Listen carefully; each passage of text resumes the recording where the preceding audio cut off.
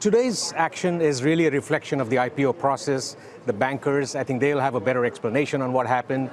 So it's not a reflection of the fundamentals of the company.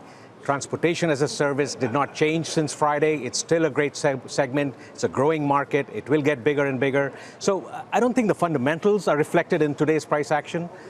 You'll see some gyrations here and there. The dust will settle at some point.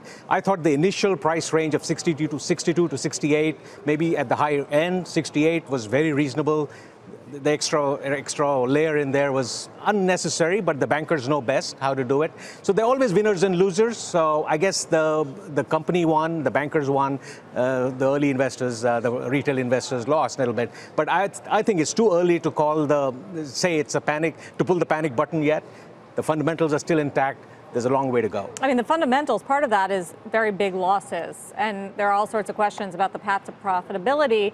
And Jim Stewart, New York Times columnist, kept saying this is a story-driven stock. It's all about the narrative and the sort of revolutionary product and the new industry that this is creating. I mean, that sounds like a volatile investing strategy. It is. You know, anytime you have a consumer-facing company, the B2C company, with so much volatility and so much hype around it, you're going to see this action, price action, a lot of it. So, like he said, this is a long-term story. It's not a one-month story, not a two-month story. You really have to wait it out, at least till the first quarter. Let's see how the first quarter comes out. Let's see the trends. Are they holding on to the trends? So I think it's too early to just kind of say that this is over. Today's price action is not a reflection of the company. And to that point about the first quarter, because I do think an emerging growth company, when it goes public, investors have to get used to exactly what they're going to be judged by. So what are the metrics that you're going to be keying off of when they first report? You know, I mean, for example, Twitter first said, value us on user growth, and then no, maybe not, maybe something else. So what will you be looking for? I'll be looking for gross bookings.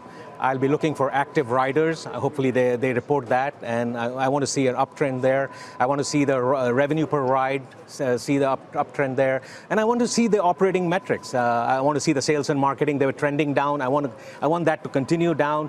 There'll be a little bump because of the IPO costs and the public market costs. That's understandable. If they can explain that and keep the long-term story intact, the story is still very much intact.